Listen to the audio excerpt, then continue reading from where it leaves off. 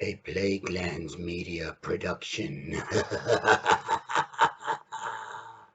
Hey everyone, this is Hugh from Plaguelands Media bringing you another book review. This time I'm looking at the next volume in the X-Men Onslaught Complete Saga. This graphic novel collects, let's see, Excalibur 100, Wolverine 104, X-Factor 125, 126, Sensational Spider-Man 8, Amazing Spider-Man 415, Green Goblin number 12, Spider-Man 72, X-Man 18, X-Force 57, and Punisher 11. That is a lot to unpack. We are continuing with the Onslaught saga. If you haven't watched my first video and you have no idea what the fuck I'm talking about, go and watch Onslaught The Complete Epic Volume 1 and it will get you up to speed. But until you do, I'm just going to go straight on to the next episode of...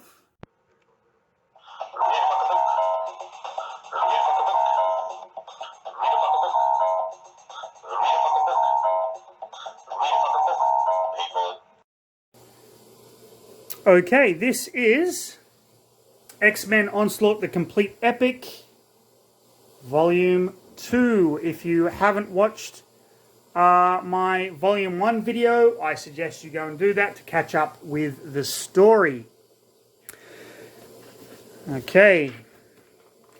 Now, I have to admit, right off the bat, this was okay.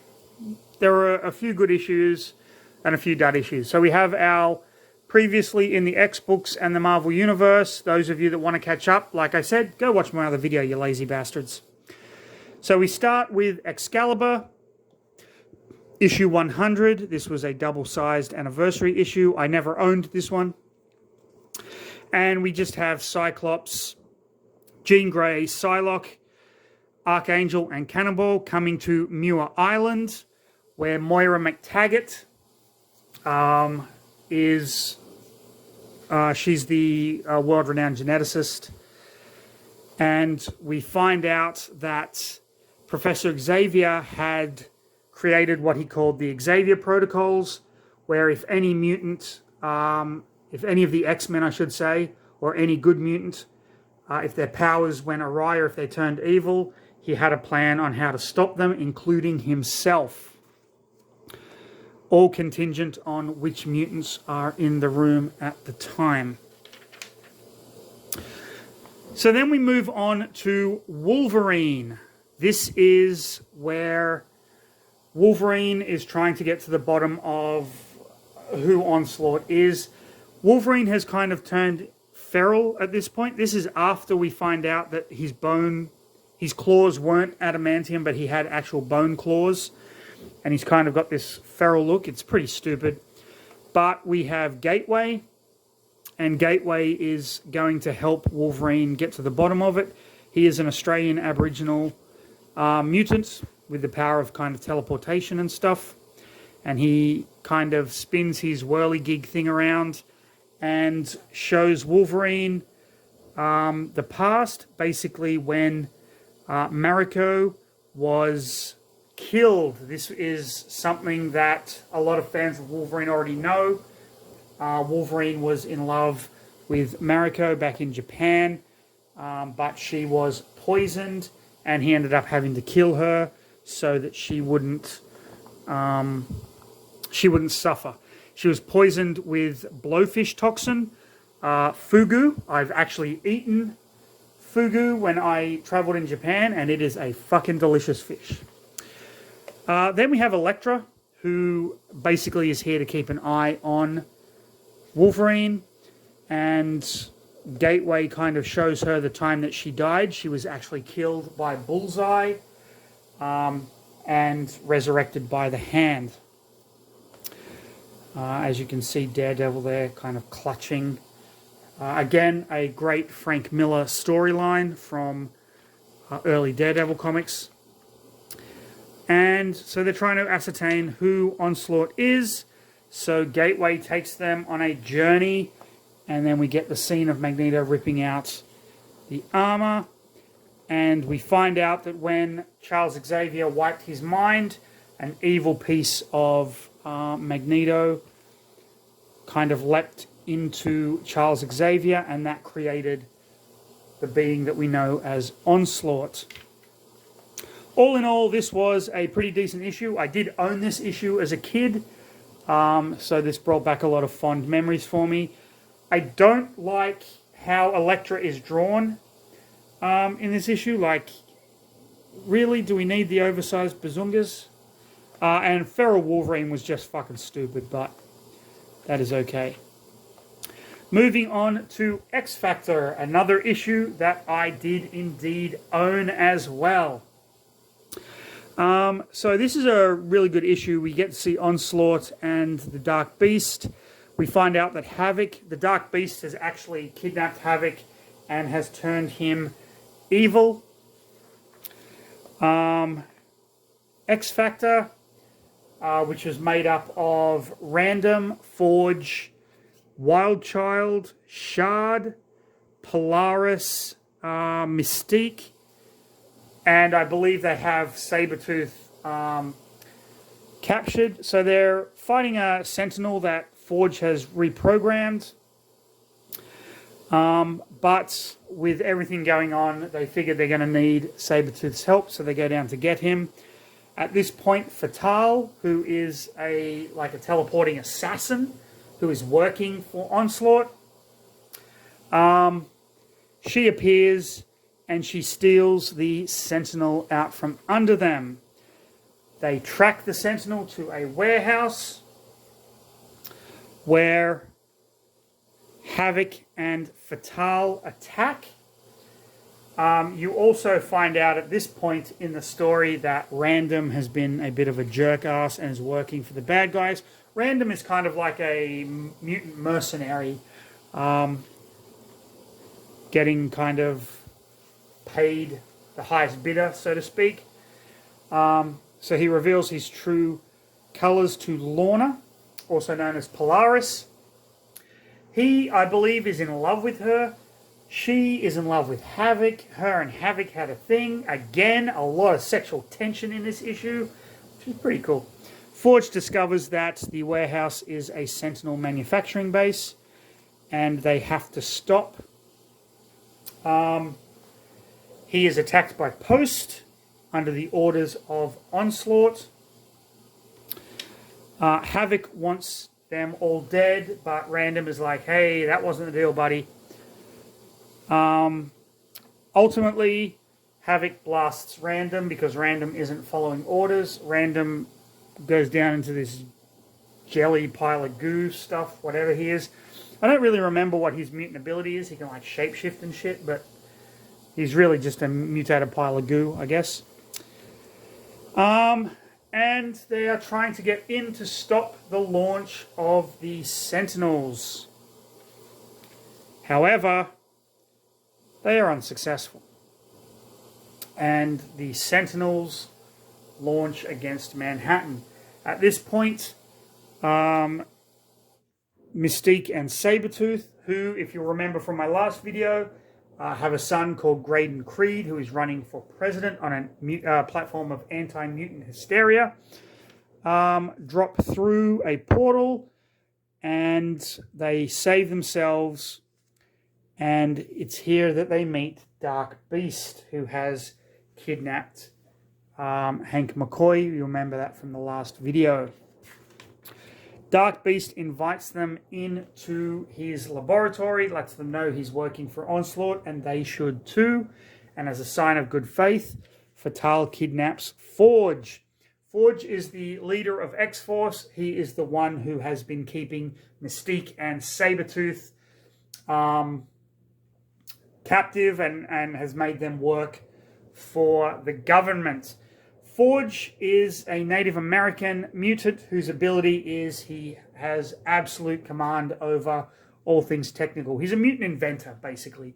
A really cool character. One of my favorite X-Men characters, especially during these storylines where he and Storm were together. Storm had actually lost her powers through the misuse of technology that he invented. And he was too frightened to let her know that it was his fault. She lost her powers. A really great series of issues there. Ultimately, Mystique and Sabretooth are like, fuck this blue guy, and they go on the offensive. Mystique shows how in control of her shape-shifting abilities she is, and they defeat the Dark Beast. However, Dark Beast shows them that Hank McCoy is captured and is going to die. Okay, the Beast or not the Beast. I did not have this issue, although I do remember the cover. I thought the cover was really, really cool. Forge reactivates the dampening chip in Sabretooth to make him more compliant. The other members of X-Force have actually captured Havoc and Random and have them prisoner. Lorna tries to get through to Havoc, but is kind of unsuccessful. Wildchild and Mystique team up to search for Hank McCoy, who is Beast. They have a little bit of a back and forth. Ultimately, Wildchild ends up saving Mystique. Sabretooth goes a bit crazy, and they discover behind a wall Hank McCoy, who has been captured, and Fatal is kind of getting away. They are about to free Hank McCoy, finally, when Mystique and Wildchild drop in on them because they see that Fatal is sneaking up from behind, getting ready to kill. Back and forth between, pardon me, back and forth between Polaris and Random. Random trying to apologize. Polaris is not having any of this shit.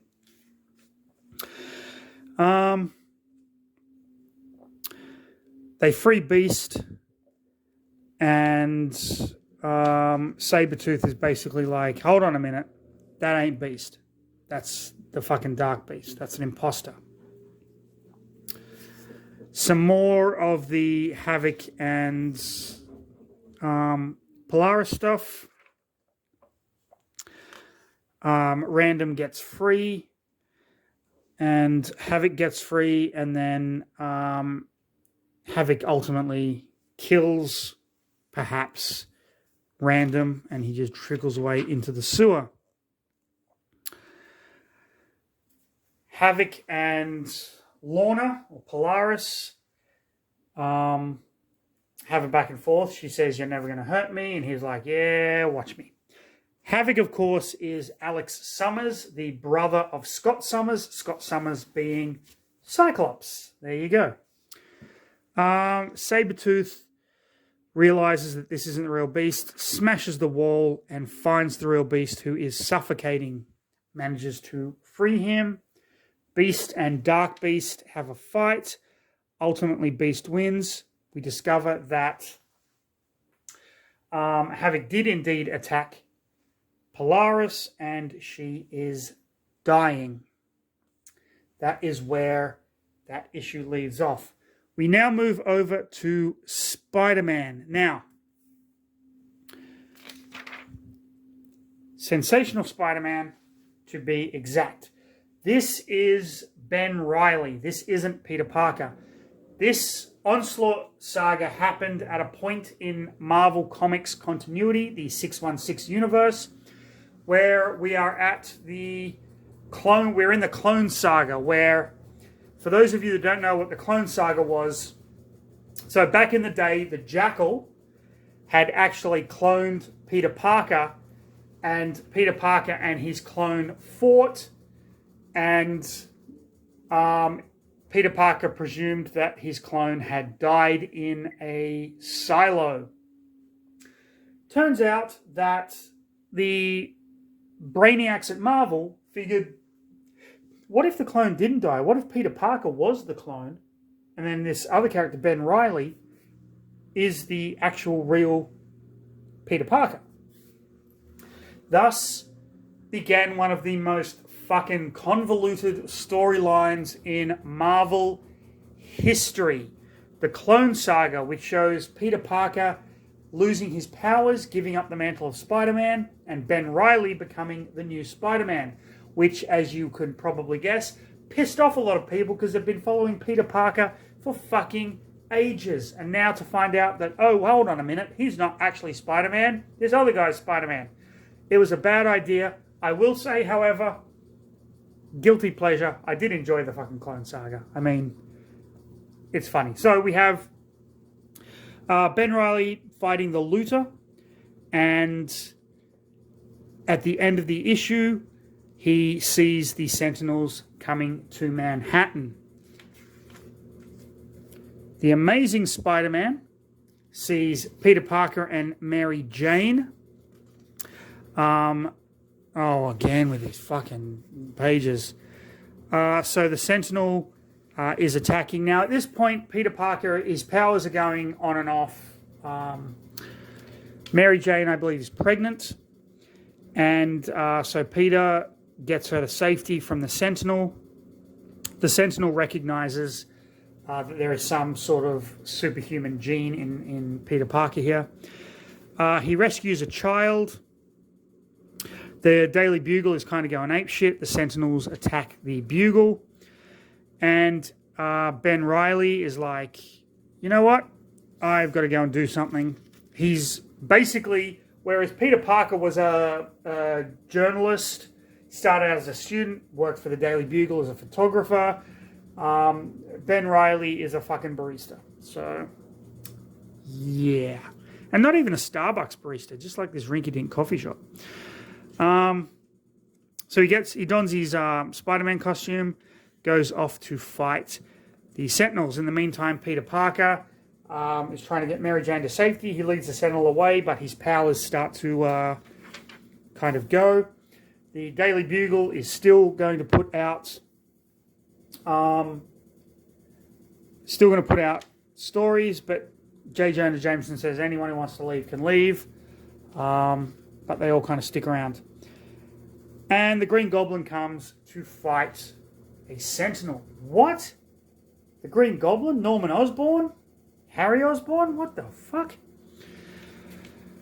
So Spider-Man protects these guys. People are going to loot their store, and he protects them. Sentinel comes. Peter manages to get Mary Jane to the Daily Bugle, where J. Jonah Jameson is like, hey, you can always help us and everything. So Spider-Man is fighting the Sentinel, manages to take it down. But there's more.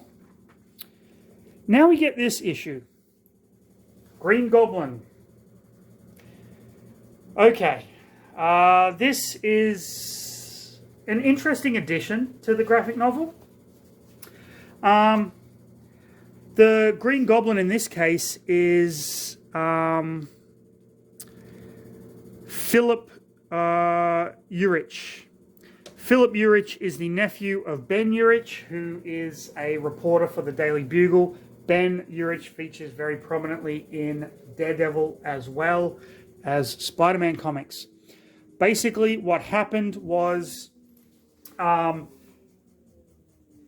Phil stumbled upon one of the secret Green Goblin stashes, found the Goblin glider, the pumpkin bombs, everything like that, and used that technology to help his uncle when his uncle was about to be killed. Through no fault of his own, I believe, Phil snitched to some people, and they in turn went to retaliate on Ben Urich, or Urich, however you want to fucking pronounce it. So he initially used the Green Goblin stuff as a bit of a laugh, just to have some shits and giggles.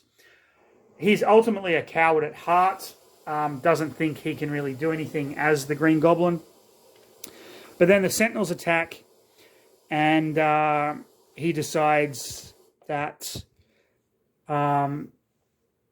he needs to do something. The Green Goblins take out the power, so everything falls into darkness. These two girls decide let's go up and see what's going on from the roof of the Bugle. Phil doesn't want to really do anything, but he decides to suit up. Now, unlike the original Green Goblin, who it was a Green Goblin serum that turned Norman Osborn into like superhuman, it's the mask that gives him enhanced strength and agility and things like that. So he puts the mask on. The Sentinel recognizes that he has abilities, goes to attacking. The pumpkin bombs really do nothing. And ultimately, the Sentinel basically beats the shit out of him. This Goblin also has a sonic laugh that disorients his foes. I thought that was a pretty cool touch. He realizes that he has to take the mask off or the Sentinel's going to kill him. Without the mask, the Sentinel can't really tell if he is superhuman or not, because he's just a regular kid.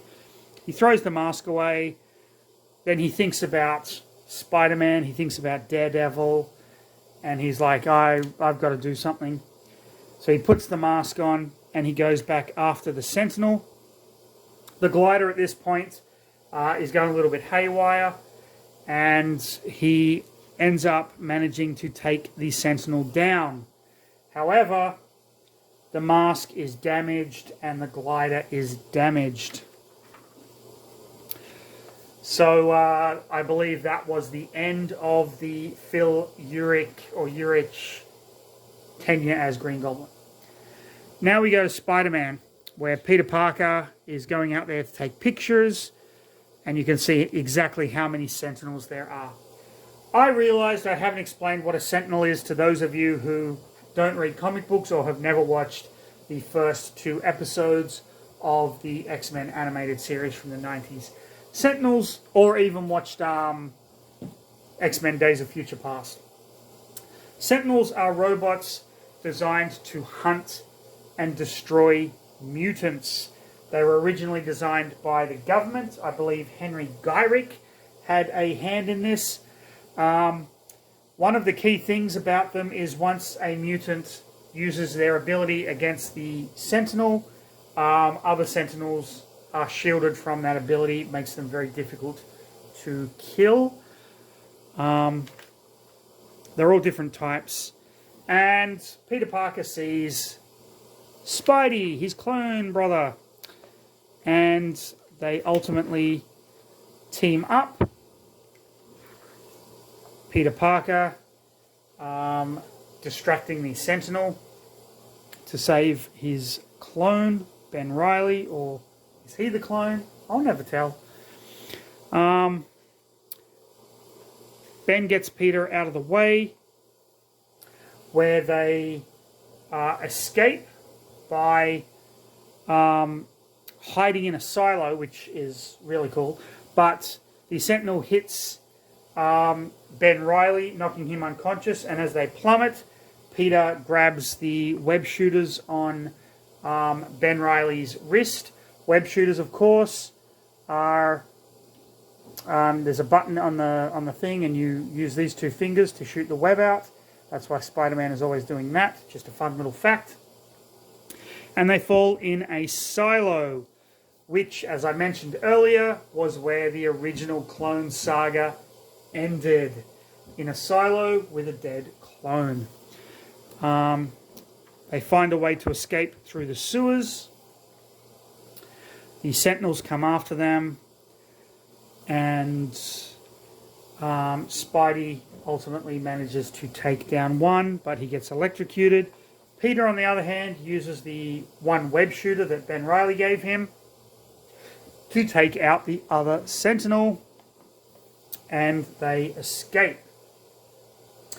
Then we move on to X-Man. I did have this issue as well. X-Man was a character that I didn't particularly follow. To be perfectly honest with you, I only got the book because it was linked to the X-Men. That's the only reason. X-Man is an incredibly powerful psychic from the Age of Apocalypse era who has been shunted into Marvel 616 continuity. we have a Mr. Sinister story. This was why I bought the comic. Mr. Sinister is awesome. Mr. Sinister has realized that bad shit is going down, and he wants his hands on X-Man. They know that Onslaught wants to get his hands on X-Man as well, so X-Force has been hired to, well, not hired, has been tasked with protecting X-Man. X-Force made up of Domino. You saw Domino in the Deadpool 2 film. Her ability is probability, luck. Sunspot, Brazilian mutant who channels the power of the sun, basically. He is one giant solar flare. Boom Boom, who can throw little bombs. Caliban, a Morlock, a former Morlock, I should say, who survived the mutant massacre back in the day. The mutant massacre was, of course, perpetrated by Mr. Sinister and the Marauders. His mutant ability is he can track other mutants. And I believe that is Siren, the daughter of Banshee. Similar power set. She can scream really, really loud. So they basically review the video. They understand how dangerous Professor Xavier is. X-Man is pissed off because he's been telling people for a long time that there's something wrong with Xavier, but no one kind of believed him. And this is Threnody. Threnody is a new mutant created for the X-Man comic book series, and her mutant power deals with death, hence the name Threnody, which I thought was very fitting. The Marauders come after Threnody. We have Arclight, Scalp Hunter, Harpoon, and Vertigo. The Marauders... No, these are the Reavers. These aren't the Marauders. Are these the Marauders or the Reavers? Am I getting my... the Marauders. Yeah, I'm right. Marauders. Yeah, the Reavers are the ones that augment their body with technology. The Marauders work for... they're a mutant bounty hunting group that work for Sinister, and they're trying to take down Threnody. Mr. Sinister comes. And then we have back at the X Mansion. Oh, we have Shatter Star as well. Shatter Star is in X-Force. He is a mutant swordsman and athlete from Mojo World, which is an alternate dimension run by an alien called Mojo that's basically an intergalactic... It's an intergalactic television channel thing. Pretty funny. In the long run, Sinister attacks them to get at X-Man, of course. And they go to take him down, but they are ultimately unsuccessful, and he manages to take out X-Man. But X-Force is not going to have any part of that, and so they attack Mr. Sinister. Caliban goes absolutely feral here, which he's usually a very gentle mutant, doesn't like violence, but here he goes kind of absolutely nuts, and everyone is like, what the fuck is up with Caliban? Domino manages to get to the stash of weaponry that Cable asked Professor X if he could hide in the basement of the mansion, and he ends up destroying. Domino ends up destroying the mansion itself. At this point, James Proudstar comes back. James Proudstar, of course, being the Native American mutant Warpath, gifted with enhanced strength. And he is traveling with another mutant called Risk, who I know absolutely nothing about. James Proudstar is actually in love with Siren, Siren has rebuffed him on countless occasions. Here we have more sexual tension. So Sinister survives the blast, but X-Force have been separated. So we have Domino, X-Man, and Sunspot. Sinister has shut off X-Man's powers. He can no longer use them. We have Caliban and Boom Boom, who share a very touching moment. They managed to reignite X-Man's powers because Cable left some information hidden inside of Sunspot. That information being the teachings of the Askani. The Askani were a group who raised Cable after he was brought to the future to save him from the techno-organic virus that is running through his body. And now, as I actually say this out loud, I realize how fucking convoluted the X-Men comics in the 90s actually were, and I love every fucking minute of it.